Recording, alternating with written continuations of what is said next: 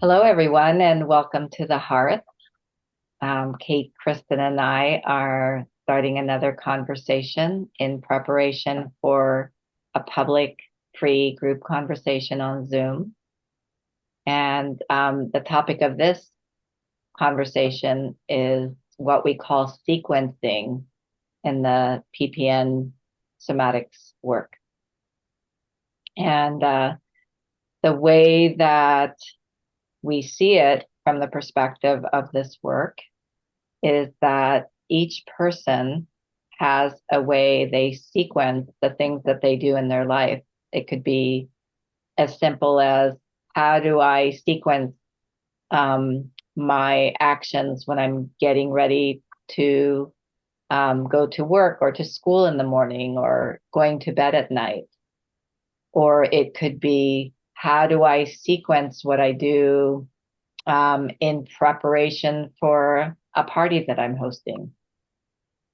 And so it's very helpful to understand, how do I do things in my sequence? Where are my strong places in the sequence?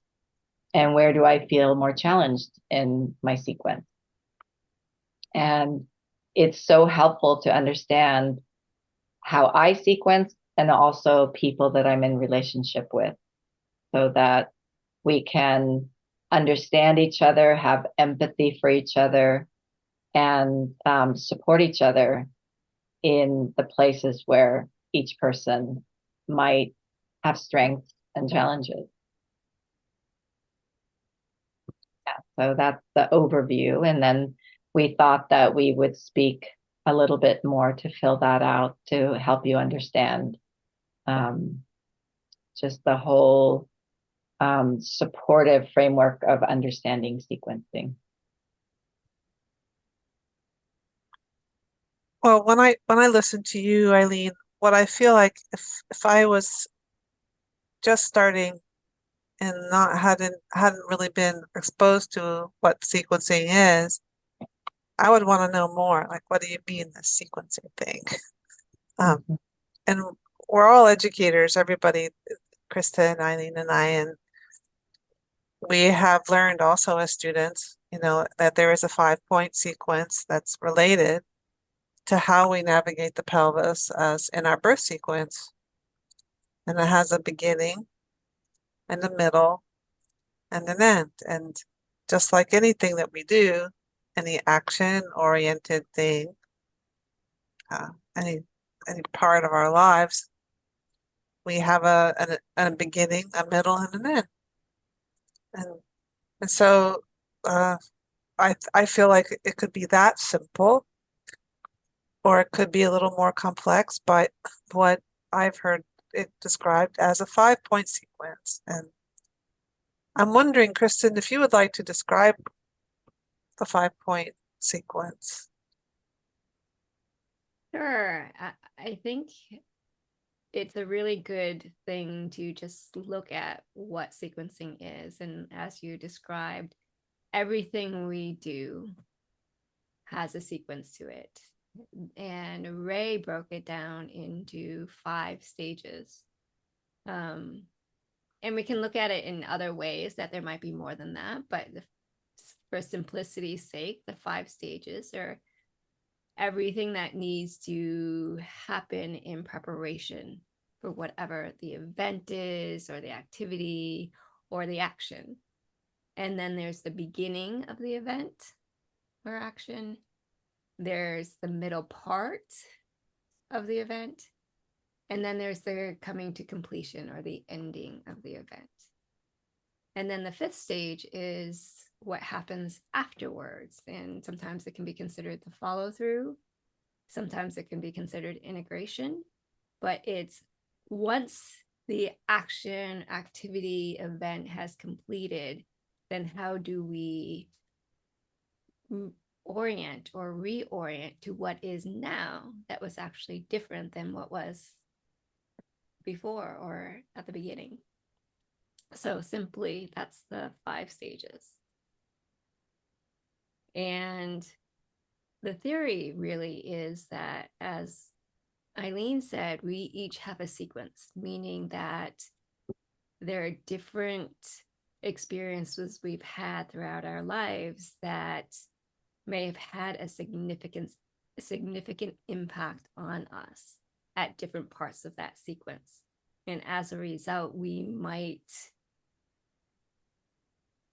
start to orient or prepare for something that in our history had happened at that point in our sequence. And so how does that reflect in terms of patterning or habits or orientation to what is occurring now? How does that history impact how we perceive things happening now, or how we feel we might need to prepare for things that are at different points of that sequence? And part of the work we do is helping us to differentiate what happened in the history versus what is available to us now, and understanding that through what's called sequencing. Sounds beautiful. Yeah. I like the keyword differentiate. So it's, in some ways, it's one, looking at and discovering what the patterns are in terms of our sequence, and then starting to be able to orient to that and then differentiate to see if that's in fact happening today. Good. Well, It's a good idea. Well, what you're also speaking about, Kristin, is the very basic, like what is pre and perinatal somatic. What we're doing is we're understanding how our early pre-verbal life, from all the way from preconception to the first couple years of life and through that whole time span, how do those pre-verbal experiences affect us? And so when you're talking about differentiation, what you're talking about is people being able to respond to the present moment and understand if there are impulses of some unconscious impulses coming from the history, and how to actually understand that, oh, that's the history. And today I have a whole different way I want to respond that's different from how I used to have to do it. Yeah. So maybe this is a good time to talk about some examples of, like, how do we actually experience sequencing, or what have we learned from it when we look at ourselves? Yeah. And what I want to, maybe we can talk about as we do that, is that there are both sequencing, the way we're affected in our sequencing from both our personal experiences, but then there's also cultural phenomena and what happens in entire cultures because of the way that culturally people sequence things. That feels like a big topic. Yeah. Yeah. But yeah, no, that's great. Could talk about the flavor of that, but I think grounding it in your everyday life is useful. Yeah. So does someone have an impulse to start us there? Yeah, I can go. So when I offer this as an exercise to students, I paint the idea of all the parts of the sequence, and I talk about each part and ask what speaks to you, and I like to say, where do you have strengths and where do you have challenges? And for me, like, I'm really strong with intention and preparation. I really love that, gathering information or gathering what does I need to do for this event or project or trip. And there's a lot of flow for me into the action phase. I love doing, and people say, okay, you're such a doer. But I love it. It feels fun, a sense of mastery in it. But for me, the challenge is in completion. Like I complete things, but then I speed off into the next thing. And we call that outlet dynamics and integration. Like I had to really work at really slowing down at the end of things and really staying really present, not slipping out the back, Jack, which is like I was really good at that. I'd get all the way to the end of something and then, oh, gotta leave. Or I'd get, even on my exercise bike, I'd get almost all the way to the end of an exercise and there's 2 minutes left. I'm like, oh, that's enough. So I had to become very intentional about completion. I used ceremony actually just to help me slow down at the end of something and bring people together and really celebrate the completion of something and then actually rest. And I still have a big challenge with resting at the end of something. It's a part of my sequence because I had a near-death experience at birth. It's something I've been working on my whole life, especially as a perinatal practitioner. I'm really working on resting in my body. So integration is also the challenge. So completion all the way, slowing down at the end, and then resting.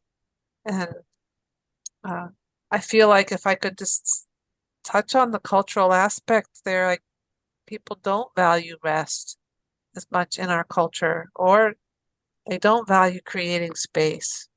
And the stacking of successful things seems like people get celebrated for that. So that's how I did it to survive my childhood and my young adult and even my young adult life. So when I talk about sequencing, I look at my family members, and my daughter is really good at integration. And she'll say, Mom, at the end of this, don't plan anything for me for 24 hours. And she'll be in her room and she'll draw to integrate what we just did. She's an artist and she's very intentional about just about every part of her sequence. She's much slower paced than I am. And it's been such a joy to watch how deliberate she is about her sequencing, even without, I guess she's my daughter, so she has gifts in it, but I very much admire that very deliberate, don't plan anything for me, I need time to rest and integrate what I just experienced. So that's a little story about sequencing from me. That's Others? great. Thanks, Yeah. Kate. I'm really appreciating one aspect of this work is the reason why we do it is so that we can give our children and the clients and people that we work with something that we did not receive ourselves. So I'm really hearing how your daughter got something that you did not receive yourself. I feel really touched by that. Yeah. I'm also appreciating you bringing in just how understanding our own sequencing, as well as knowing another person's, and how that can come into our relationship, and how do we give space for both of us to be exactly where we are and not needing it to be different than it is. Yeah. So, thanks so much. I have An something. impulsor. Yeah, I could share something. As I was listening to you, Kate, I was smiling because I'm also very strong in the intention setup in the beginning. And then I kind of something loose focus space out in the middle, and then have a chaotic ending and no integration. That's how it was for me. That's what came from my history. And where I really notice it, and very simply, is when I'm driving and I'm driving in a trip and I'm enjoying myself in the beginning. And then there's a certain place around 2 or 3 hours before I arrive home where I feel like I'm not going to make it. I'm never going to make it to the end. And there's almost like a despair that comes in. And before I understood sequencing, I didn't know what was happening. I would feel tired. I'd feel like I need to stop for the night, and not drive anymore. And then I realized when I learned about sequencing is that, oh, this is that place in my sequence where the ending gets really stressful. And so what I do in that time is I call my friends and I talk to them, especially if they know something about sequencing. I have different things I listen to. I sing, I move around, and just all the different tools that I have for being more present. But it really helps to talk to somebody, I find, and just let them know what's happening for me and get support for that. Because part of understanding sequencing is not only knowing what is happening, but also how can I get support for that? What can I do about that? So, the reason why we want to know what is coming from our history is so that we can make different choices, um, in the present moment. Differentiation. Yes. We'll make different choices, but also call in resources or support in those places that often pose challenges for us. Yeah. Yeah. I think that's a And great and example of that. yeah, and the last thing I want to say is I've had to do the same thing, um, where I'm learning to, for example, leave the car packed and not clean everything up right away and stay up all night doing it. But to actually allow myself that rest, as you said, Kate, to allow myself. I don't think I'm quite where your daughter is. I'm still working on integration, for myself. That's a big topic for me in my own self-development. But I'm getting better at it. Thanks, Eileen. So much, Eileen. Yeah. Were you going to say something there, Kate? No, I was just appreciate. So I can go then.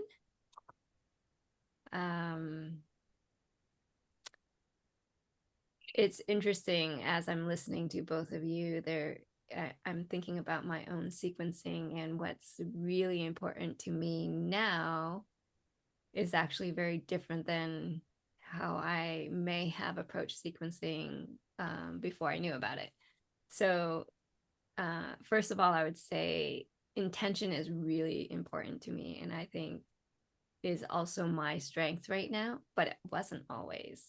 I think given my history in terms of adoption and how I came into this world, I didn't know that I could actually have an intention. So I think it took me a while, and my first few wombs rounds I did as a participant really was all about intention. That was what my focus was, because I really needed to connect to what I think I'm here for. And as a result, that is such a cornerstone now of my work and my life and everything that I do. And so I've built the strength there. But it really comes from not knowing that I could even have an intention for myself without having to try to fit into another family and culture, and all of that. So intention is my strength now. Beginnings are my hardest thing, partially because there is a history of never being quite prepared for. So there's something that I can stretch out that preparation part, the intention and preparation part, but it's really hard to get going. But once I get going, I feel like I can sail through the middle part. Actually feels really easy once I can get over that hump of beginning. And then the ending, I usually don't want it to end. So we talk a lot about also in some circles of lingering and bolting and things like that. So I definitely have been a lingerer in my past, and still do sometimes. And so there's a way I think I stretch out the ends, partially again because what happened after the ending for me in terms of coming into this world also was a near-death experience and the loss of my mother that I don't want to have to, or my resistance is to experience what happens after something completes. And now I really feel, and I can see how that goes into my integration. I need a lot of time to integrate and reorient to how things are now. Again, if you associate that with my adoption, everything that happens afterwards, there is a huge process in and of itself in that part of reorienting to what is now versus what was before. And I think that really impacts how my own patterns and how I relate to different parts of the sequence. Oh, thanks, Kristin. Yeah. And I'll go on, Kate.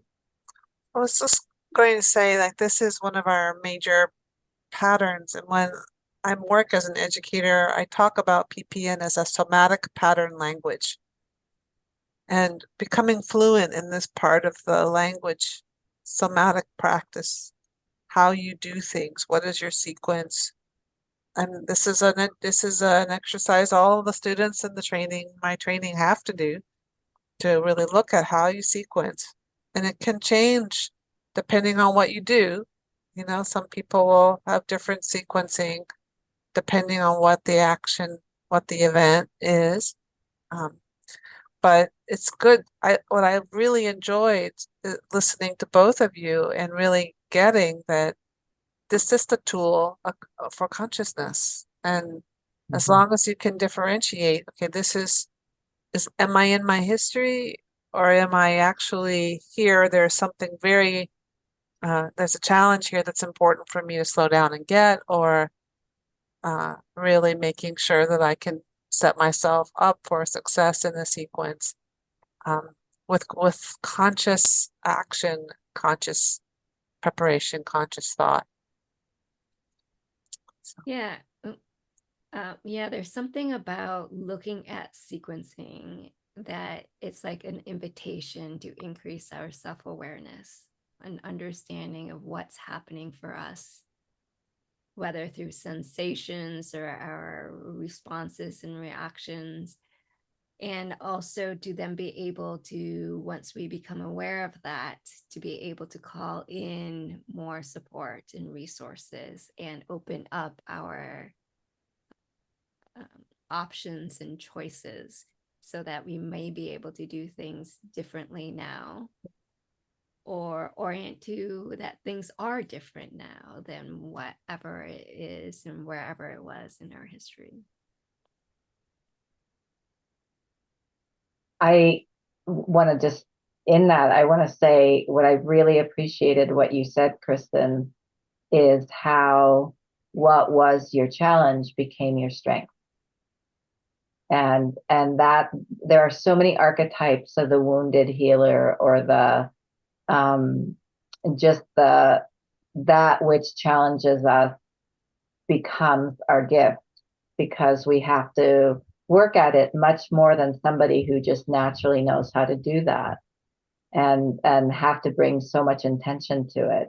And so I'm really appreciating how you that you spoke of that is that how so much work that you had to do then became this huge resource for yourself and others, and being able to kind of show the way that you traveled through that challenge. And that's so much of what we're doing as healers, is just sharing our own process for the benefit of those who are traveling the same way.